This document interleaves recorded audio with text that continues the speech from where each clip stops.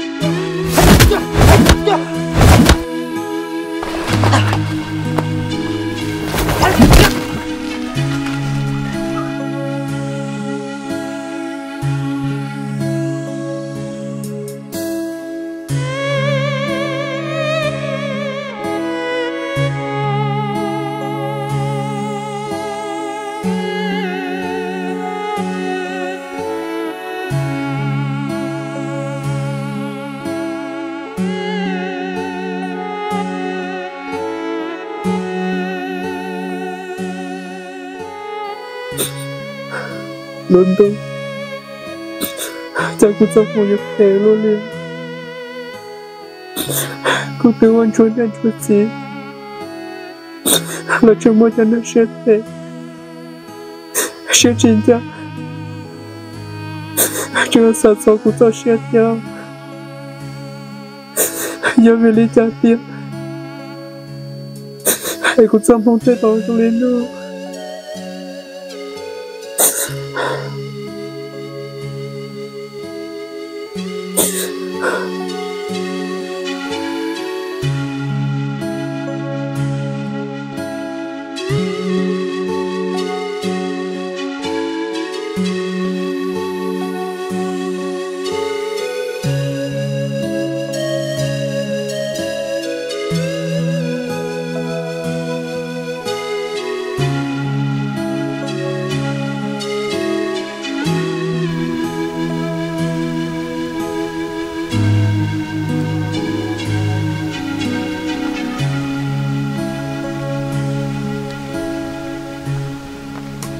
Yang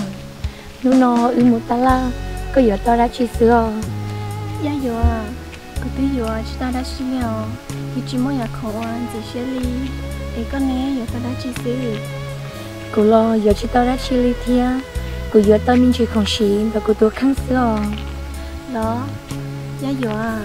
có nè thia có tình cảm chỉ trên trên này rất cái lú để còn đây nó nấy yo đi chào Yang giờ hai tia cũng nhận gỡ giờ tia trên chơi bảo lấy trả lo yang giờ sư lu tia trên chơi những cái sữa của rong nhưng chỉ muốn nấu ý tu hiện tại ý tu một tư liệu như liên đại chê rong hào ya yo à cho cô phép bỏ dầu cắn cái tu tôi là nét thali ấy giờ là tôi đã chuyển đến nét khó ăn tôn đặc tế chơi yo tôi chỉ nhiên được cũng nhận gỡ tia nếu chẳng ô tô rong ly nhiều thà của thiết họ của màn số nửa chấp là liều mua liền đánh tha ya yo à có chỉ thắt thả trong cả tu nữa nhưng mà thì rút sát liều của dân chỉ thả nữa liều vì hai tia học của Russia chủ yếu mua trên chỉ lần xứ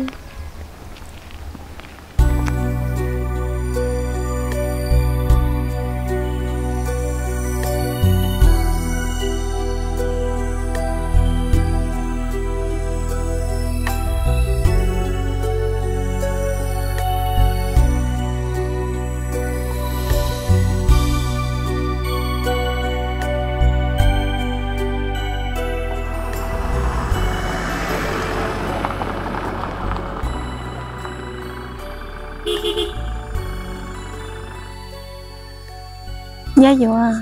giờ lên thì lại nè. Cô lo nhưng chỉ bảo ý theo mua cả chi mua. Ba yang, giờ này cũng chỉ là xứ là sao? Cha nên nhớ mốc số lo đi nè, mua. Nhớ rồi, giá dụ à, nếu muốn đá chưa lo nè. Cũng chỉ, mình chỉ sợ là tới cái li nó, giảm mà một triệu. Giá dụ à, chỉ tao tới cụ tiền, nếu muốn đá chưa lo nè. Giá tiền, nếu chỉ sợ lấy cho nó, giá bé sẽ nên một triệu giờ. Cũng chỉ, giờ mua đá chưa lo, chỉ chẳng chẳng đâu cơ. Nhưng mua cái ta là, mà li mua à, mua ba yang. Cũng chỉ, giờ kia rồi sao là tới cái li nó na gì mua na? Giá dụ à, cô lấy trà, có giống ma luôn nè. Gió thế li lo, có nhiều dạo của tôi nè. Cô xài tiền, có cả chiếc khí có lúc xe, lọt luôn nó cũng xe giờ. Có chuyện sống bao số, tao cũng rất kể lưu liệu. Cũng tôi hay cho các ta là nấy, hai tiền cũng muốn lần trong lợi. Có chuyện yêu cầu, của hai đứa có chơi rồi thì ấy có thể liên kết xe, sao kể? Giá dụ à, cô xài tiền, có chỉ ta to, có tù luôn trong đó là có cả chi khi có lúc xe, lọt luôn nó cũng sư. Vì tên lầu từ bỏ rồng là chỉ thật theo chỉ lưu là nè, có cả chi ôi xe là lúc của xưa. Nhưng chỉ muốn nung, tôi cũng là lúc có liệu. Cũng chỉ, chỉ nào mua có chỉ cho tôi cho con gì đó nữa, vì cũng chỉ nhảy tôi nữa, cho lý co. Sao kì?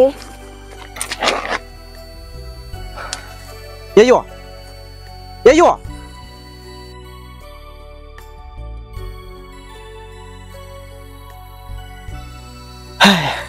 Chỉ solo li, ôi lùa, ôi cha, để chơi rồi lo, giờ dụ yên chỉ cả nó cũng thả li, nếu cho hay nó cho cũng ta li sư,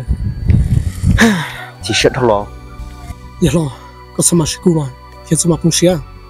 vì tiền nó mò, vì tôi mò, chỉ một chân gì, ra lại, chỉ nó một cái, giờ dụ chủ yếu có tôi là sư. Vâng,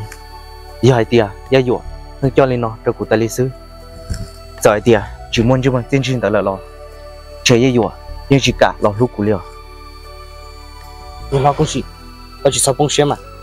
Giờ hai tiền luôn rồi, nhưng chỉ cả lúc có lo. Vậy bên một chế, bên mà đi mà đâu có gì hung tôi và mà tụi sai chế nuôi tư. Nếu cả lo lúc có sư. Cơ lên tờ là sư. Mua bên một chế. Lên tờ vậy lo.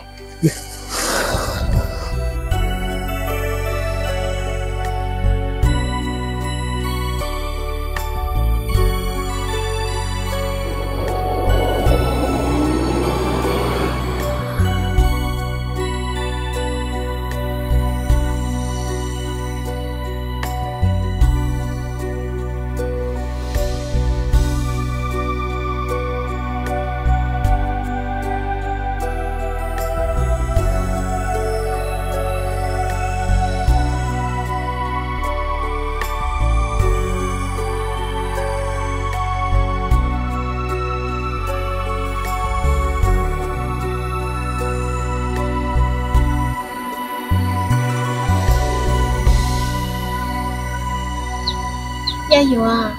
cũng chỉ là mà dình dụ đi theo liều. Giờ là má ba yang, cũng mà những chỉ sản trí chỉ sợ bỏ liều. Chỉ nơi đầu tư mà nơi phăng hải thì cho lùa vừa linh tới cho cuộc sư, cũng mà thuần nơi tiếp theo liều. Dạ dụ à, giờ lý cha lo có chủ trả có đế nơi cho nơi phèn nè, vì hai tia là do cho nơi họ liền thì hàng ly. Ô liều ba yang, vì do cho nên phèn tới, ấy theo liều trâu trên chiếc theo nó sang gửi, trong mỏ giật ta theo loạn ta. Ba yang, lo tức mình ta la lo lại theo, vì nó có chỉ một đá chi nó, có một bộ của gió, ấy ta kia cũng mà một bao cờ. Ô li lo tao cứ hỏi dạ dụ à. Anh trai, cái thằng ta la lo đó, nhà một lo rồi. Anh trai ba yang, giờ tiền nó có chỗ đá chi nó chè, có gia dụ khu mua té nó ấy ta kia gia dụ một bao cờ rồi. Hao, dạ dụ chuyện thả lên tại nó một bài dạ dụ té lo lấy cái họ. Dạ dụ à, cũng về chơi một bài có tôi muốn à. Olio, Cũng là.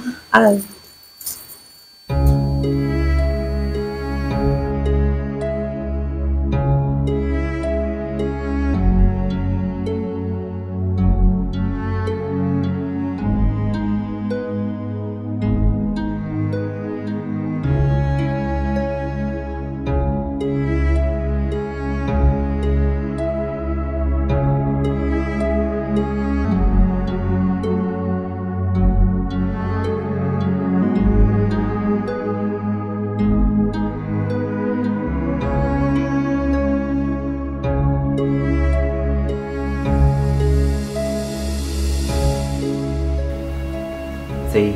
cú sa cỏ có ba của thia vì cho khỏi tia của một thả ya yo chơi rau lò ya yo chỉ cả nó của thả li người chú yo hai tí yo lục về phía cho cú sư giờ hai tia có chỉ ba của chè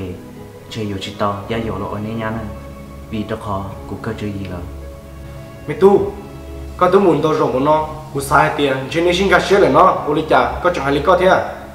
giờ lo mà mẹ tu có tới muốn tao rong bọn nó nếu chỉ cần đó có hành lùi đi lo giờ lo mà nè cũng cho nên thả đầu tư chè này cho của tia nếu mà tu luôn là thiên nên cho kia lý kia sư cũng như chỉ tao cho nên thấy lo lùi chơi chẳng li giờ tia rồi nó sẽ chè cũng như chỉ tao nên cho kia lùi đi lo mẹ tu lý cha lo có ở chùa sen để nợ giờ lý cha lo ya vừa rồi chùa lo ô có tao của tôi nhát sư vì ai tia và mang là chùa bên nông kín tao hành ly có gì có ở chùa tao hùng cho và mang xe và mang của lý bé cho lui cho xe ô lý mà con nè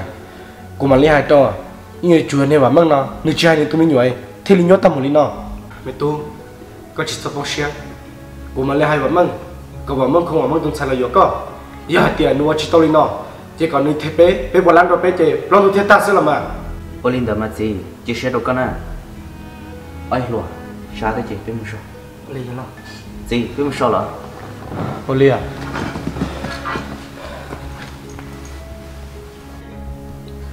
Linh đã nói có gì tụi mình nhớ nhớ chết thôi là có cả chi hỗ trợ bảo mang ná Oli đó mà có nhẹ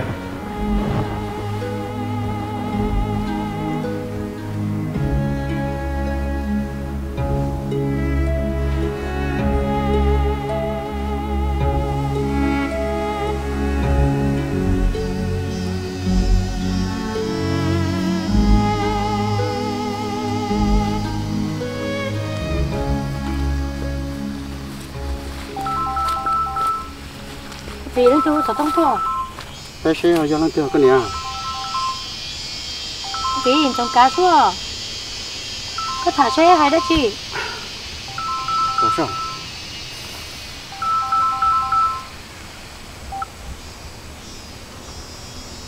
Alo, nhớ rong à? Dấu cá đó. nhớ rồi mà mang in tụ nó câu đã chỉ là sư bé chơi lùa bé tao cho trên này hai tỷ ở chia ở tụi mình nhỏ là gì vậy có học tao hay có tụi mình xài lý chặt thế vô lý chặt của tụi tu tôi nói được thà là những chuyện hay là lùi đâu của tụi tu lý chế ta chỉ nó có nhiều hay lý chặt Dấu cá. Của dân hai của tuần sai cơ là hai có tụ tụ ô xuyên để thia ô xuyên để tôn cho tuần sai thả nhưng ở chủ mua không một tàu sẽ làm mà lý cho lo nhưng ở chia ở tụi mình nhỏ lo xí nhỏ trời lý bé cho lù tàu thả treo linh đó nè của vài tiền có nhiều hay có tao có tuần sai cho liều bé cho lùi cho chơi linh đó nữa sau bóng xía nhưng ở hai có tàu tuần sai xưa linh đó sư xin chỉ được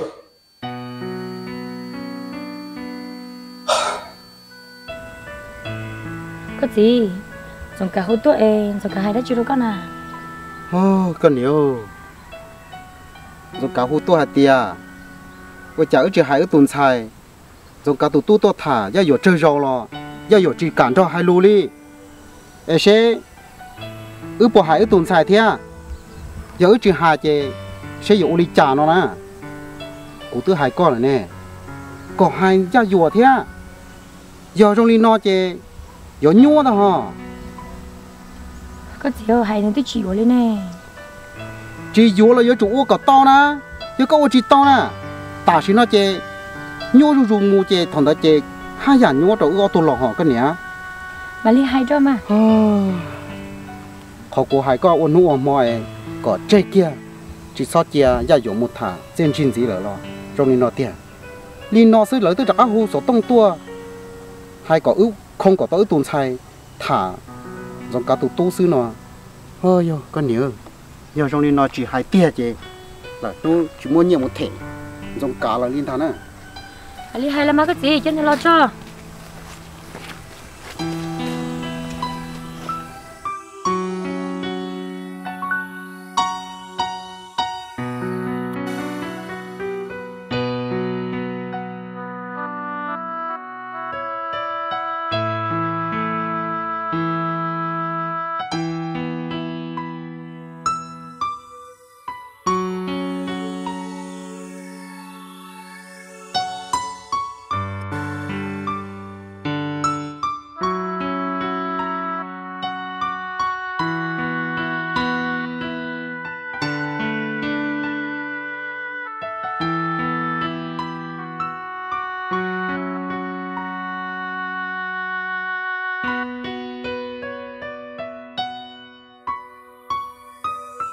cho ba yang từ cho tiền dài lại một bể chân chia sẽ chân chia bỏ khổng với tiền khổng no của giờ nên thôi mua té ở giờ cái liều giá dừa chả có nhà bao có nhà chỉ có giờ của nhà giờ chơi lo cả lìa chỉ chân chia thì của lúc năng sư để ứ cả chim mua oli là mà giá dừa giá nên là chơi mỗi mùa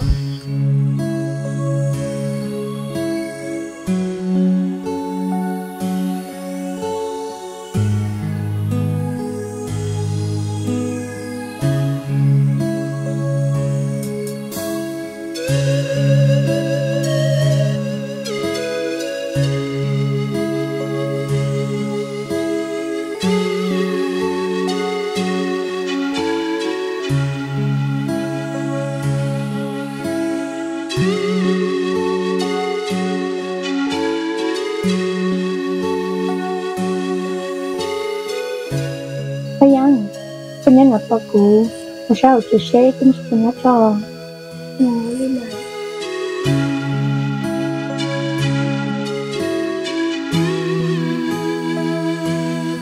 Tiên Chi à Tiên Chi yêu chả được cô Tiên Chi à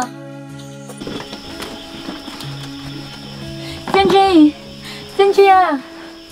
Tiên Chi yêu chả được cô Dạ dùa có to lắm Tiên Chi nó tôi chả được cô có tên nó to ta liều Ba Yang là lẩu chuyện nó ôi cha Tiên Chi chúng một tao ta đi lò giá dừa nó chưa lấy chả đó Tiên Chi nè Ba Yang của chị bảo theo Tiên Chi khi là đồ của nó tôi lấy chả được cô tên nó tao ta đi lò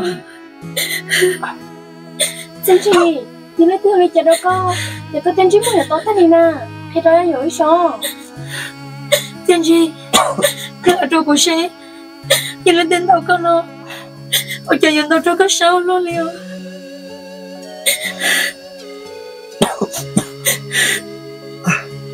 Dạ dùa bây giờ nó mò có một chuyện nữa cho cô dân chúa là tôi đầu cuộc xưa Tiên Chi thì cô lúc câu lo liều công sĩ Tiên Chi mua lì hiệp chắc có những sẽ thiếu luôn có sợ tao nó chuyển tới bây tiền chắc có tiền tôi muốn chân chuyển đó sao thằng bố lên nó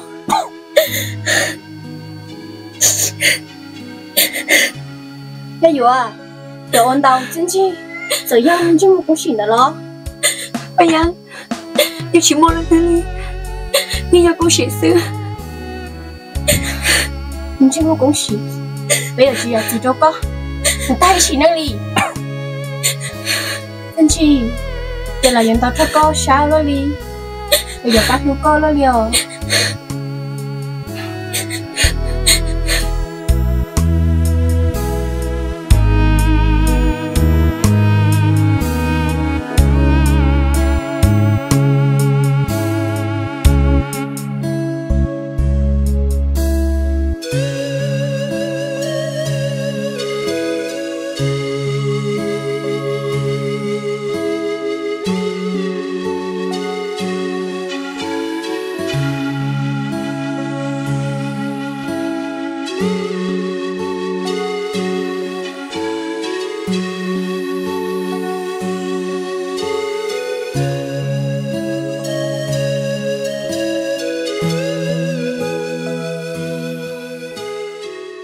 Tiên Chi là của những cô luôn để cho nên thèm đó là cho lăng con tàu con nó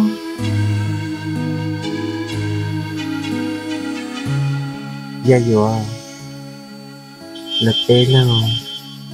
Tiên Chi của thọ chiều chơi yang gì cũ em lấy thêm tôi mua con tàu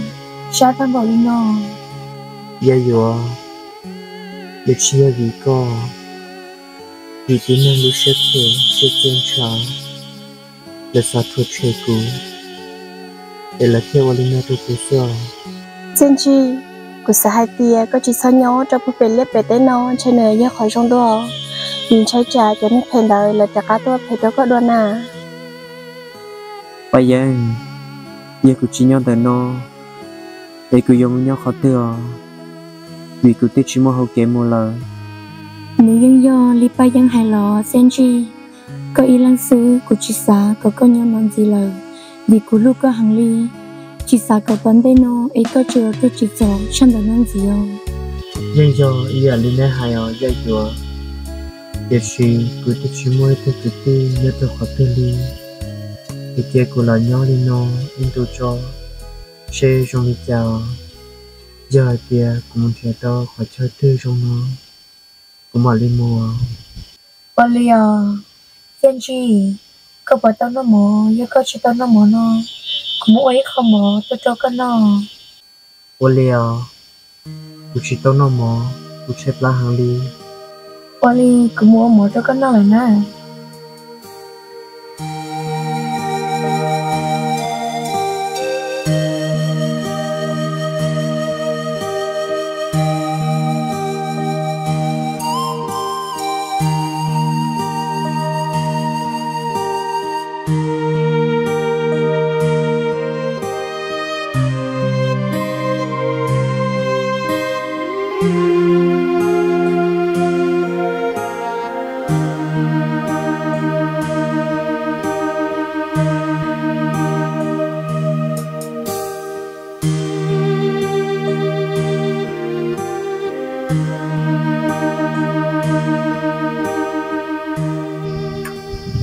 sen chi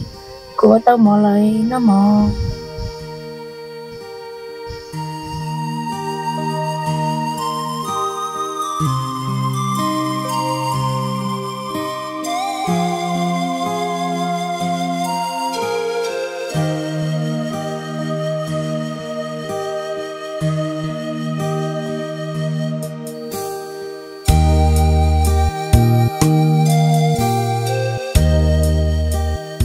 sen chi nếu nó chỉ mua đá chi có là nó một khổ vấn đề ta kỳ của mà linh đi rau những cái tôi cho cái nó Olio dây dùa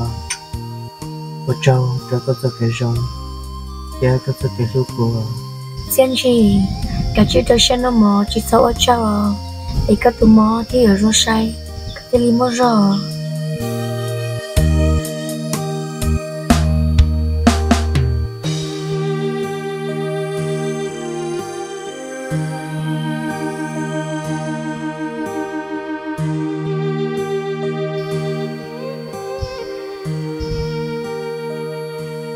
dây dùa ông mò cũng phải ra đi nó chỉ tao là con làm giá chỉ mà nó sen chi cả trên nó ấy có cái lim mò rau nó là cũng nó có chỉ tao đi là dây dùa con làm giá lo Olinda làm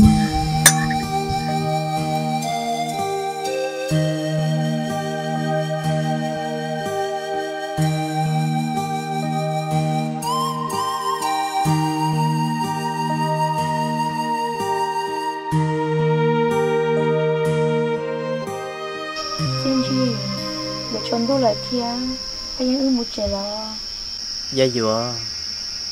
của chị xã của con rồi của một khó tư liệu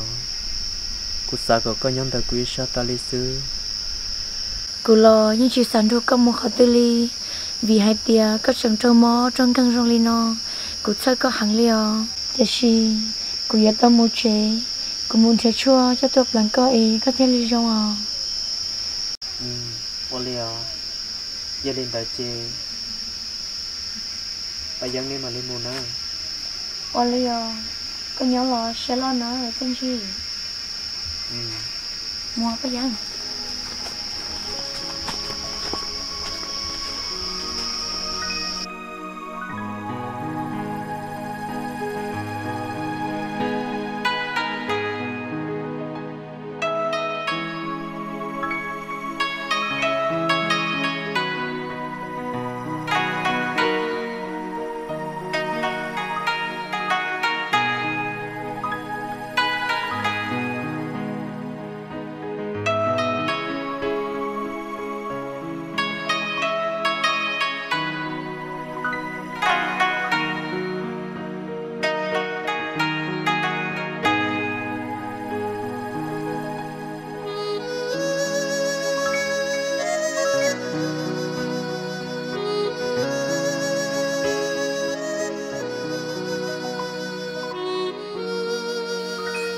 ya yo à nó xin chi mỗi rồi nó tôi chỉ tao mua tới li chạy trả một sân đá chế cái này là chế sữa ba yang như hạt tia một cái chế của nhà nó nó chế các bác khai đó của nhà nó hạt tia nó nói chỉ mua tế để ưu đó sẽ không chỉ lời ôn liều ya yo à có xin chi cho mỗi rồi nó mỗi sản lo mà nếu xin chi cho liều yo giờ là má ba yang của lũ tên như hàng liều đã chỉ để ta thì của một cái tàu chuối của một đặc tàu xe nữa rồi liều ya yo xin chi lên xứ nên nhìn cho nó li tôi giờ chỉ ta với xin chi nào của lũ tên như sao